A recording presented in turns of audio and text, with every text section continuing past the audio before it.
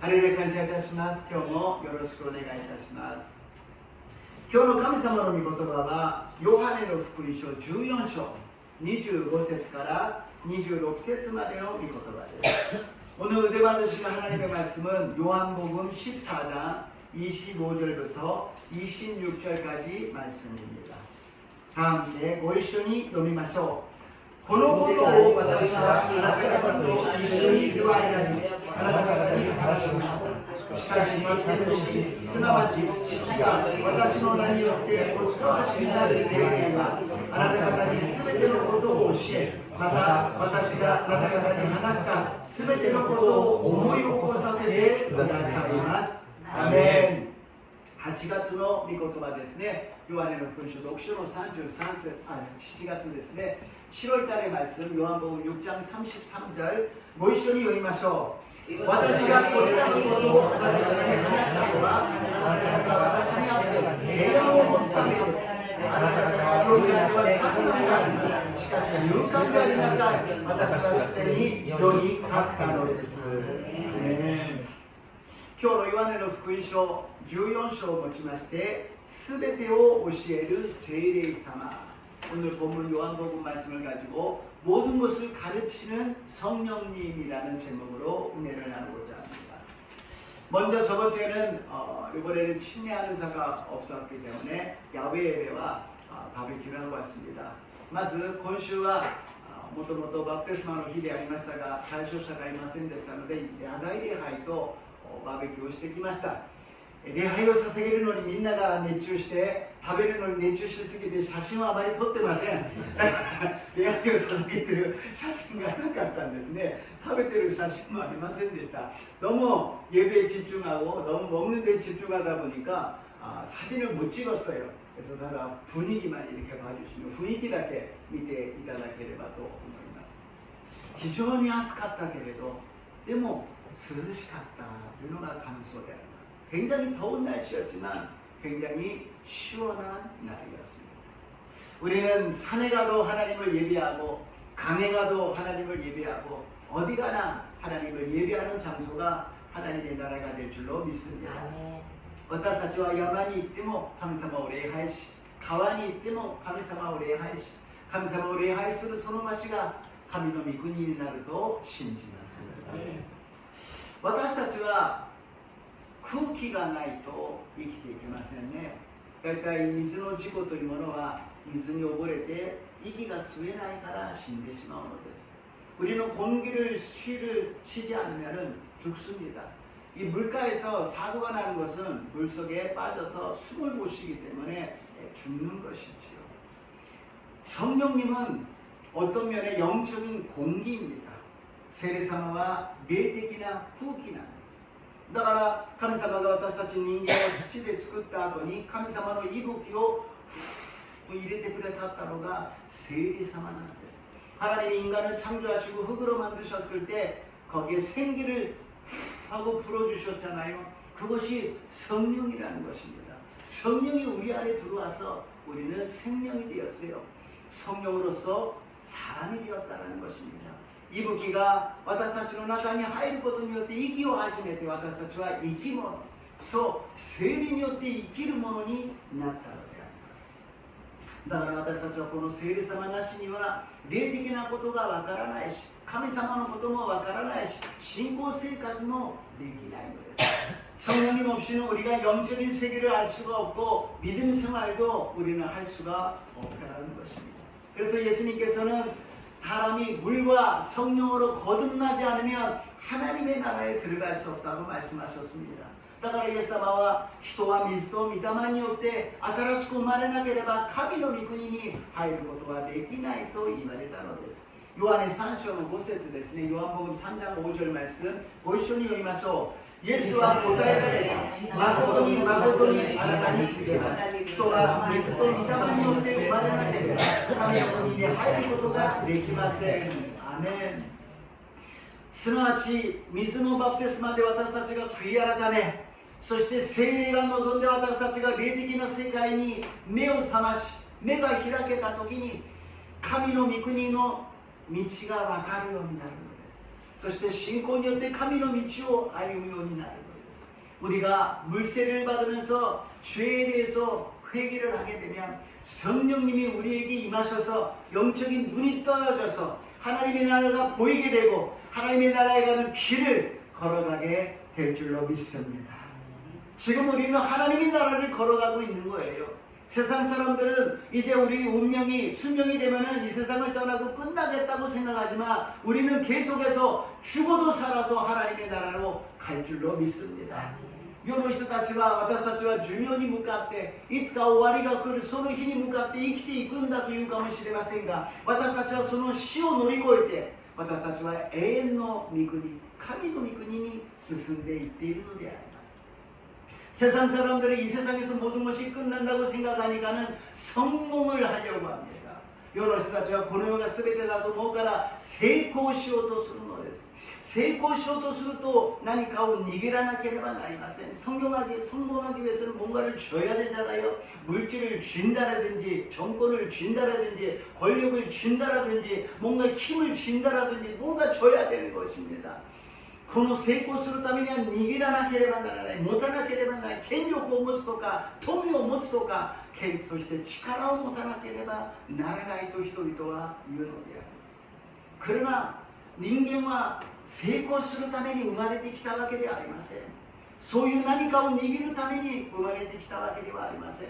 사람은 성공하기 위해서 태어난 것이 아니에요. 손을 쥐기 위해서 태어난 것이 아니에요. 만약에 손에 쥐어야 된다면 하나님이 우리가 태어날 때 트럭에다가 많은 것을 쌓아주시고 같이 태어났겠지요. もし私たちが握らなければならないんだったら生まれてくる時に神様がトラックでですね、いろんなものを積んで一緒に生まれてきたかもしれません。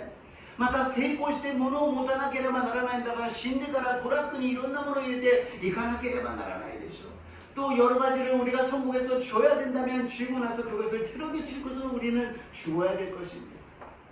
빈손으로 와서 빈손으로 왔잖아요. 데브라데 기대 데브라데 가야지 아니마습니까? 神様が私たちをこの世で生まれさせたのは神様の子供として生きるためであります。 우리가 이 세상에 태어난 것은 하나님의 자녀로서 살기 위해서 태어났다는 것입니다. 부모가 자녀에게 원하는 건 무엇입니까? 자라나는 거예요. 성장하는 것입니다. 親が子供に求めるものは成長すること、大きくなっていくことであります。成長しない子供、座れない子供、歩けない子供、喋らない子供だったらその親は心がどんなに痛いでしょうか。 애가 아무리 시간이 됐는데도 앉지도 않고 걷지도 않고 말도 안 한다면 그 마음이 얼마나 아프겠습니까? 하나님이 우리에게 원하시는 것은 이 세상에 많은 것을 주고 성공하는 것이 아니라 성장하고 성숙하는 것을 원하실 줄로 믿습니다. 神様が私たちに求めるものはこれで成功してたくさんのものを持つものではなく、私たちが成長し私たちが成熟することを望んでおられると信じます。 だけどもこの成熟をするということは握っていたものを離さなければなりません。 성숙하기 위해서는 쥐었던 것을 내놓아야 됩니다. 자기 것으로 가지려고 할 때는 성공으로 가는 것이고 이것을 다 내려놨을 때 성숙한 사람이 될 줄로 믿습니다. 成功しようとしたら握りしめるけれど成熟した人は手で全部下ろすことができるのです。 水と御霊によって新しく生まれた人はこの世の価値観ではなく父なる神様の喜びとなるために全てを下ろして全てを主の御胸によって歩むようになると信じます。 이 세상에 눈이 아니라 영적인 눈이 뜬 사람은 하나님 아버지가 원하시는 길을 가기 위해서 모든 것을 내려놓고 성숙해질 줄로 믿습니다. 성공하기 위해서는 자기가 하고 싶은 일을 일어나가야 돼요. 내가 계획하고 내가 생각하고 나의 힘으로 이루어가는 것이 성공이라고 생각하죠. 人々が成功するためには自分で計画し自分で考え自分の力で成し遂げなければならない。私がやりたいことをやるんだ。でも成熟した人は自分がやりたいことではなく父なる神様の御胸の中で導きを受けるようになると信じます。 성숙한 사람은 자기가 하고 싶은 일이 아니라 하나님 아버지의 뜻에 따라서 하나님 아버지의 인도하심에 순종하게 될 줄로 믿습니다. 그러면 그 길은 사망의 길이 아니라 육신의 생각은, 육신의 눈은, 육신의 길은 사망이지만 영의 눈은, 영의 마음은, 영의 믿음은 생명이요 성령이 평안함을 주실 줄로 믿습니다.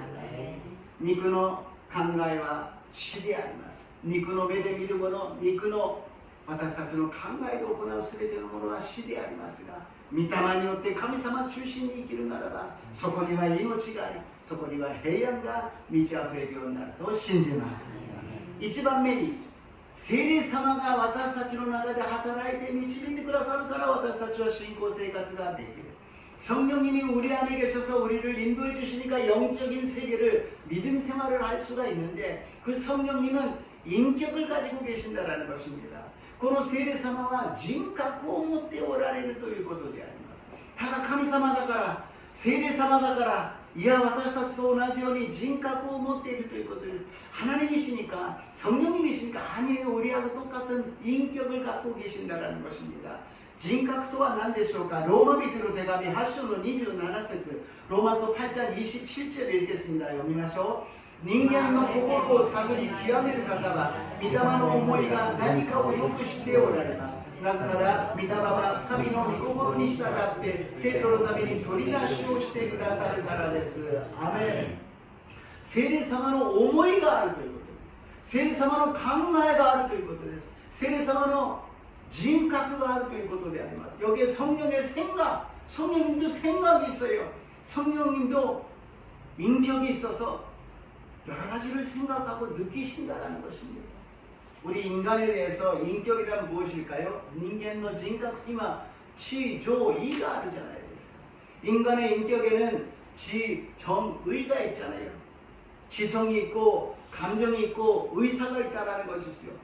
知性があり、感情があり、意志があるということです。知性は理解すること、いろんなことを情報を得ながら私たちは理解するのです。 여러 가지 정보를 얻으면서 우리는 이해하는 것이 지성이지요. 그리고 그 정보를 통해서 우리가 느끼는 게 있어요. 슬프다, 좋다, 나쁘다 여러 가지 느끼는 거예요. 소위理解し情報を得たものを感じるんです。嬉しいとか悲しいとか嫌だとか感情で感じるんです。そして感じたものによって私たちは行動するようになる。 그것을 느낌으로써 우리는 이제 기쁘니까 기쁜 대로 행하게 되고 슬프니까 슬픈 대로 행동하게 된다는 것입니다. 이것을 성령님도 똑같이 이해를 하시고 느끼시고 또 행동하신다는 것입니다. 그런데 성령님은 플러스해서 우리에게 어떻게 이해를 해야 되는지, 어떻게 느껴야 되는 건지, 어떻게 행동해야 되는지 가르쳐 주신다는 것입니다.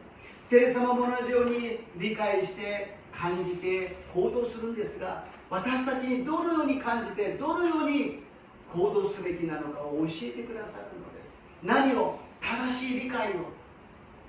私たちは神様のことを知ることができません。普通の人たちは霊的なことを分かりません。だから聖霊様が私たちに神様を分かるように知るようにしてくださる。세상 사람들 정말 중요한 올바른 이해가 뭡니까? 그는 하나님을 안다라는 거예요. 세상 사람 몰라요. 그러나 성령이 우리들에게 하나님을 이해하고 알게 하여 주신다는 것입니다. 그리고 그것을 아는 것은 이제는 마음의 감동으로 하나님의 사랑을 느끼게 된다는 것입니다. それを理解して分かるだけではなく、神様が私たちを愛してくださるということを聖霊様が私たちの心に感動を与えてくださる。十字架のイエス様がただイエス様は十字架で死んだんだってではなく、私のために死んでくださったんだ、こんな私のために死んでくださるなんて、それは聖霊様が感じるようにしてくださったんです。 십자가에 못 박히신 예수님에 대해서 세상 사람들은 그냥 십자가에서 죽으셨대 그리고 끝나잖아요. 근데 우리는 예수님이 나 때문에, 나의 죄 때문에 십자가에서 고통당하시고 죽으시고 부활하셨어. 그런 감동이 있잖아요. 그것은 성령님이 우리에게 주신다는 것입니다. 그리고 그 성령님은 그 감동을 통해서 하나님의 뜻대로 이제는 행동하게 하여 주신다는 것입니다. 그러나 감동을 간지다人は、それな心を持った人は今度は神様の御心によって行動するようになるということであります。この聖霊様の人格が私たちの人格をサポートし助けて導いてくださるのです。 인격을 가지신 성령님이 우리들의 인격을 사포트해 주시고 도와주시면서 믿음 생활을 할 수 있게 하여 주신다는 것입니다. 그러니까 인격자신 성령님을 우리는 인정합니다. 환영합니다. 모셔드립니다. 의지합니다. 人格者である聖霊様を認めます。歓迎します。受け入れます。委ねますというふうに私たちは告白するんです。見えないけれど、感じないけど、いらっしゃるんだと。だから聖霊様を認めます。歓迎します。受け入れます。委ねます。張先生はいつも講談に登られるときに、このように手を持って登っていかれると言いました。조용히 목사님은 강대산에 올라가실 때 항상 손을 갖다가 이렇게 하시고 올라가신다 그래요. 그 손은 무슨 손이냐? 성령님의 손을 잡고서 올라가신다라는 거예요. その手は何かというと、聖霊様の手を取って一緒に登っていくということです。何も見えないけど聖霊様は一緒に行ってください。聖霊様どうぞあなたが語ってくださり、聖霊様がみんなに恵みを与えてくださいという願いであります。そのように聖霊様を認めているということです。 성령님이 같이 올라가셔서 성령님이 말씀해 주시고 성령님이 성도님들에게 은혜를 내려 주셔서 성령님을 완전히 인정하고 있다는 모습이 되는 것입니다. 우리도 성령님에 대해서 더 인격적으로 대하시기를 주님의 이름으로 부탁합니다. 私たちも聖霊様を人格的に接しますように主の皆によってお願いいたします。ただ苦しい時に聖霊様助けてくださいではなく、何もないけど聖霊様おはようございます。ハレルヤ、聖霊様仕事に行きますので導いてください。一緒に行ってください。これから仕事をします。うまくいきますように導いてください。 아무것도 없지만 아침에 일어나서 할렐루야 성령님 오하요 고자이마스 일하러 갈 때 일하러 갑니다. 도와주시고 오늘도 잘 되게 하여 주시고 힘든 일 있을 때마다 도와주시옵소서. 그렇게 성령님을 인격적으로 대해야 한다는 것입니다. 그러니聖霊様を人格的に接するということであります。第一コリント2章の10節です。コリント전서2장 10절 말씀을 읽겠습니다. 読みましょう。 神はこれを御霊によって私たちに掲示されたのです。御霊はすべてのことを悟り、神の深みにまで及ばれるからです。아멘. 성령님이 하나님에 대해서 예수님에 대해서 통탈하게 하여 주신다는, 깊은 곳까지 통탈하게 하여 주신다는 것입니다. 聖霊様がイエス様について神様に対して深みにまで及んでください。どうやって神様は知りません、わかりません。 聖霊様が助けてくださって分かるようになるんです。 우리는 하나님을 알 수 없어요. 그러나 성령님을 통하여서 통달하게 될 줄로 믿습니다. 이제는 우리는 감정적으로 좋다 나쁘다 생각하지 마세요. 이성적으로 옳다 그릇되다 맞다 틀리다 그러지 마세요. 성령을 통하여서 모든 것이 합력하여 선을 이루어주시는 하나님을 믿으시기를 주님의 이름으로 축복합니다. これからは感情的に好きだとか嫌いとかいいとか悪いとか理性によってこれは正しいこれは正しくないそういう判断ではなく聖霊によって全てのことを働かして益としてくださることを信じますように祝福いたします。 성령님이 임하시고 우리가 인정을 한다면 모든 것이 아멘 할렐루야예요. 아멘 믿습니다라고 고백할 수 있다는 것입니다. 聖霊様が本当に私たちと共におられるならばどんなことでもアーメン信じますと告白できるわけです。歩いててつまずいて倒れたとしてもアーメン信じますと言えるんですよ。 걸어가다가 넘어지더라도 아멘 믿습니다라고 이야기할 수 있다는 거. 왜? 내가 넘어지지 않았다면 더 큰 일이 일어날 텐데 조심하라고 주님이 도와주신 것을 깨닫게 해주신 것을 감사할 수 있다는 것입니다. もしつまずかなかったらもっと大変なつまずきをしたかもしれないけど気をつけるようにさせてくださったことに感謝なのであります。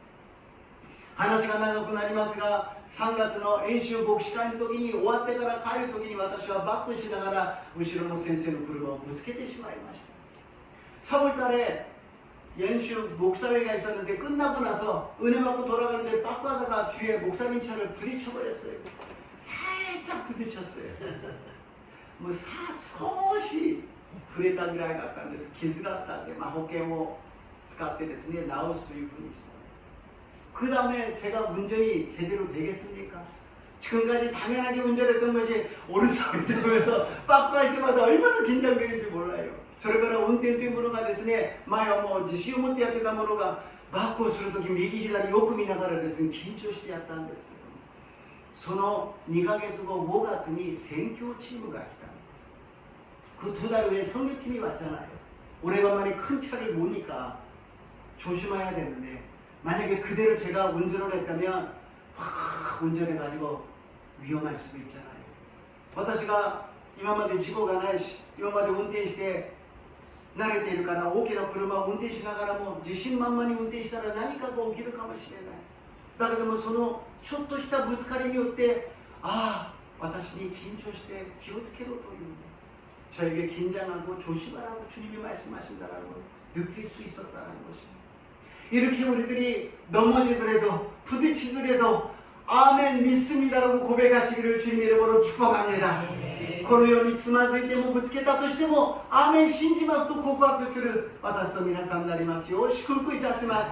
それが今年の私たちの目標でありませんか。絶対肯定であります。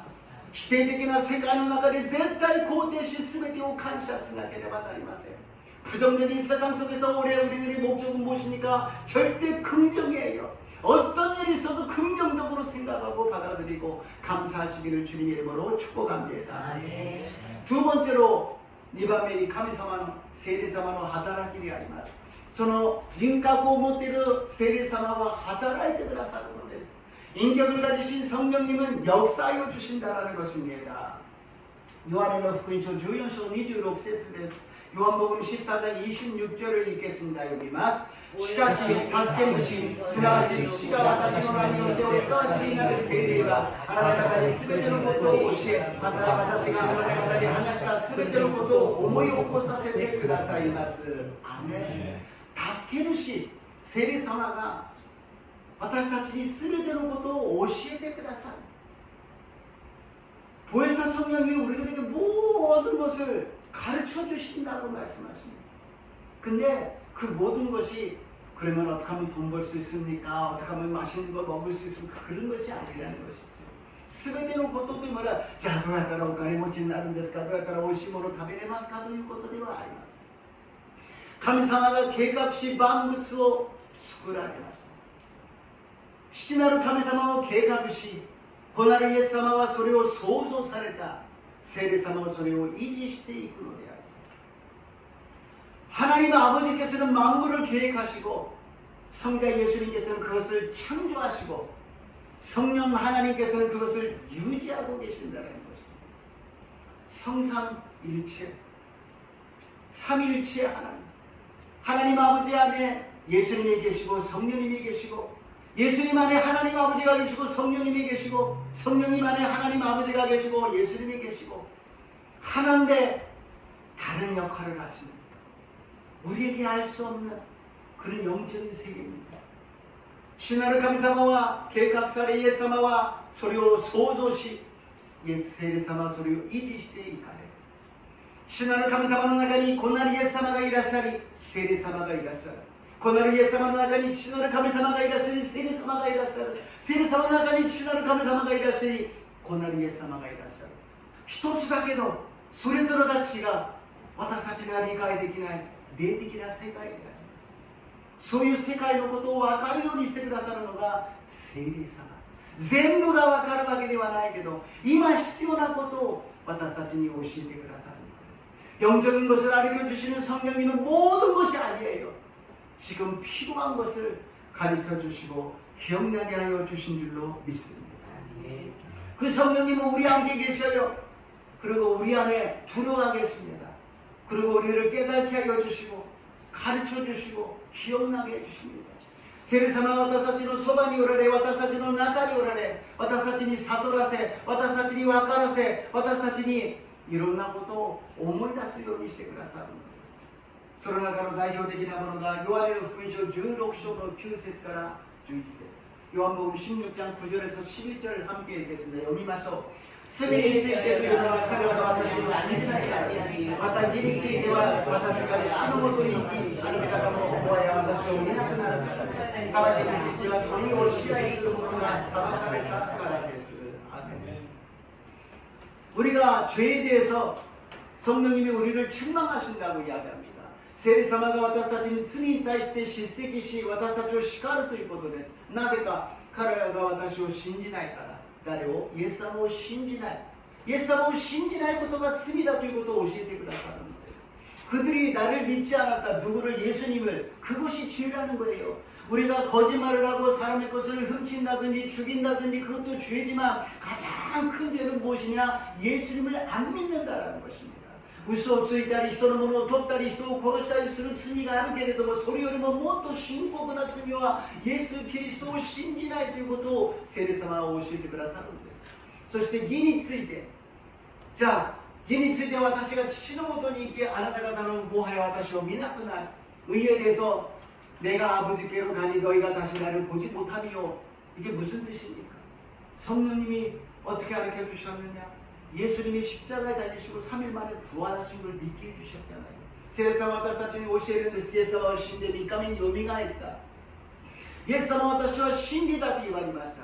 私は正義だと、私が本当の義だというふうに教えました。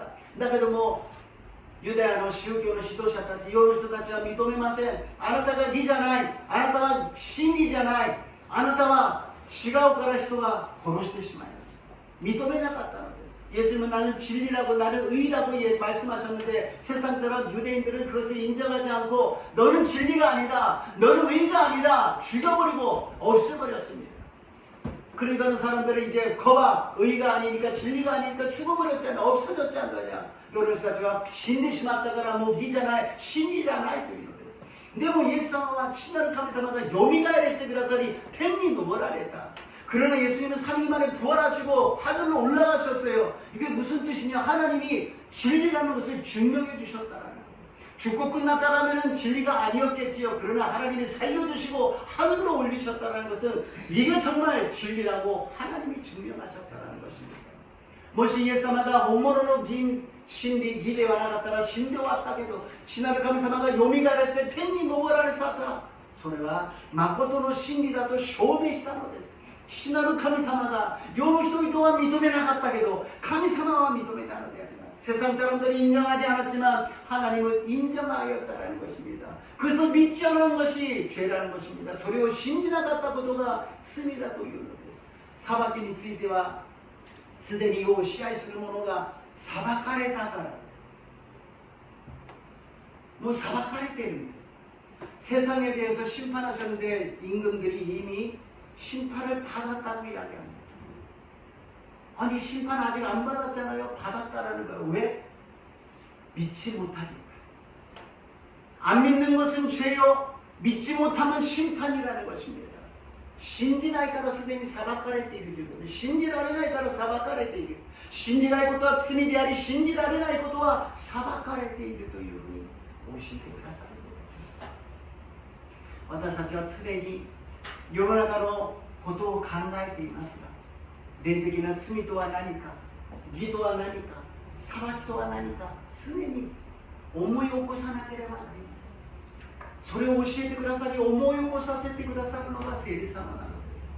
우리는 세상의 일을 많이 생각하고 세상 일을 집중하지만 죄가 무엇인지, 의가 무엇인지, 심판이 무엇인지 그것이 정말 우리 인류의 우리들에게 중요한 일이 아니겠습니까?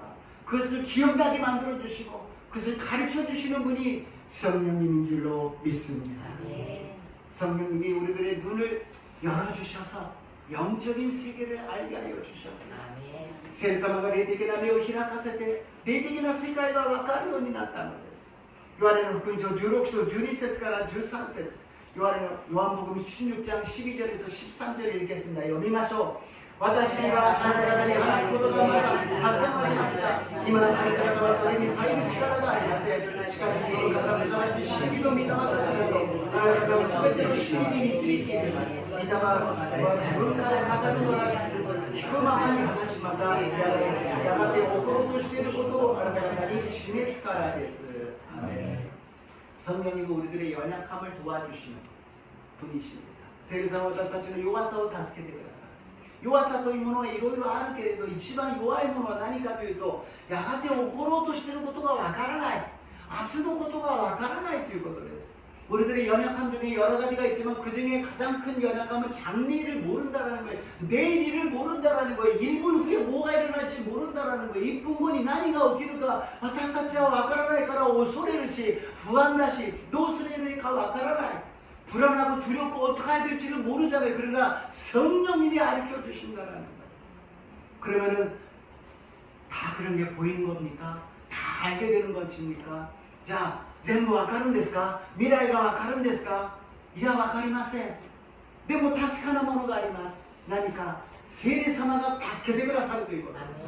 聖霊様が導いてくださるということ。すべてを分かっておられる聖霊様が私たちを助け導いてくださることを信じますように祝福いたします。장래를 묻지만 모르지만 확실한 게 하나 있습니다. 성령님이 우리를 도와주신다라는 거예요. 장래 어떤 일이 일어난다 하더라도 우리를 도와주시고 인도해 주시는 성령님을 믿으시기를 주님의 이름으로 축복합니다. だから私たちは怖くないのです。恐れないのです。強く大しく歩んでいくことができるのです。 그래서 우리는 강하고 담대한 믿음으로 나갈 수 있다는 것입니다. 그러면 성령님이 세 번째로 임재하여 주십니다. そうすると聖霊様が私たちに臨在してくださいます。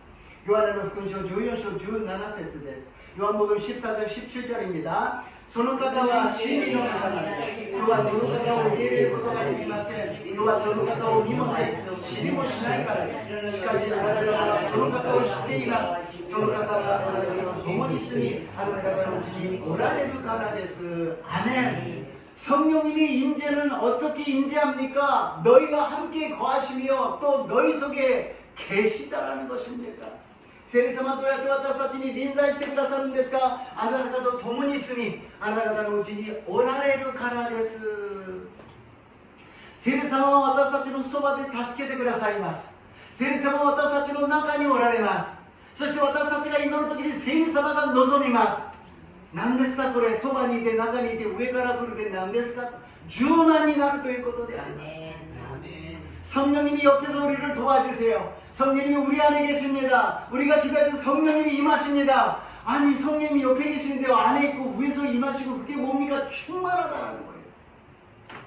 우리가 충만이라 그러면 컵에 있는 물이 꽉 차면 충만이라고 이야기하죠. 아니에요. 하나님은 넘쳐나게 해주시는 거예요. 私たちが10万と言ったらコップに水がいっぱいになればいっぱいです。10万です。いや違います。神様は溢れるようにしてくださる。 聖霊の油を私たちの頭からそして体中に流れるようそして中からも溢れるようにしてください 성령의 기름을 우리에 부어주시는 것뿐만이 아니라 그로부터도 넘쳐나도록 부어주시는 것이 성령 충만함이라는 것입니다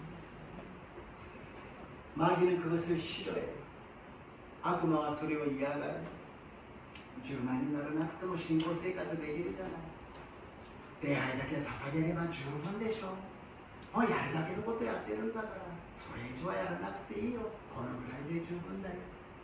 아니 예배 드리는 거 그걸로 충분하잖아. 더 이상 뭐 이렇게 바쁜 세상에서 그렇게 너무 안 해도 돼요. 안 해도 돼요. 그러나 하나님 우리에게 오늘 묵도에 있었던 것 같이 술 취하지 말고 성령 충만하라. 今日の묵도の酒によってはいけません。聖霊に満たされなさい。